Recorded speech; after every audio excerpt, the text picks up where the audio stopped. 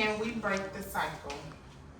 Imagine walking into a place where you're supposed to feel safe, like school or your workplace, but instead, when you walk in, you feel a sense of fear and knots at the bottom of your stomach.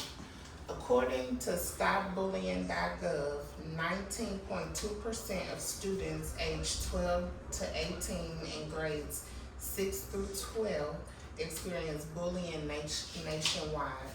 35% of adults have experienced bullying in the workplace, reported by the Civil Mediation Council. My personal experience with bullies was growing up in middle school. All of my friends in my circle, we all got along with each other. However, one day, a new student decided that they wanted to pick on one of my friends. They intimidated her, taunted her, made fun of her, to the point that she started crying. I didn't like the way that it made my friend feel, so I stood up to defend her. Never again did the child mess with her again. So think back to your school days, and I'm sure everybody has encountered a personal experience where they saw somebody getting bullied or they was a victim themselves.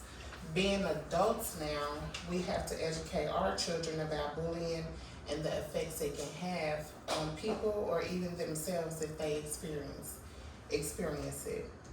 Reducing bullying teach children that power comes from kindness and respect rather than being funny and popular. I'm here to persuade you that bullying needs to be stopped. It's not just verbal or physical abuse. It can leave a permanent scar in people's life. And it is a community issue, not just a peer-to-peer issue, but a community issue that sometimes goes on in the world around us.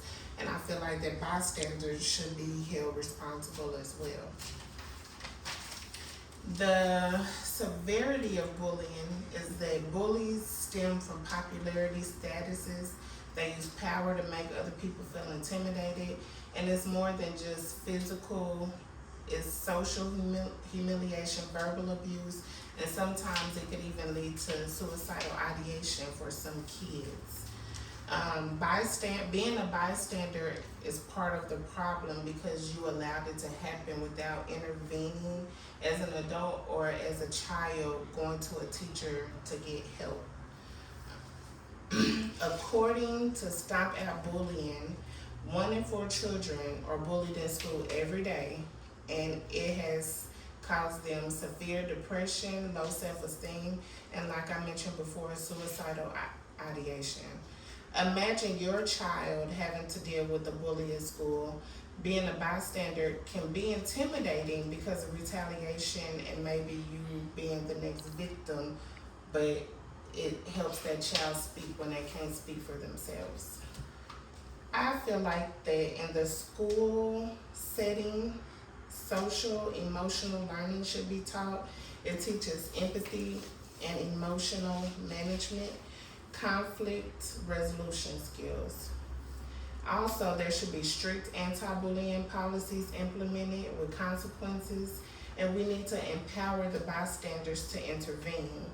I feel like parents and school teachers or school workers should have open communication with the child, check in with them, it will help create an improved school climate with positivity.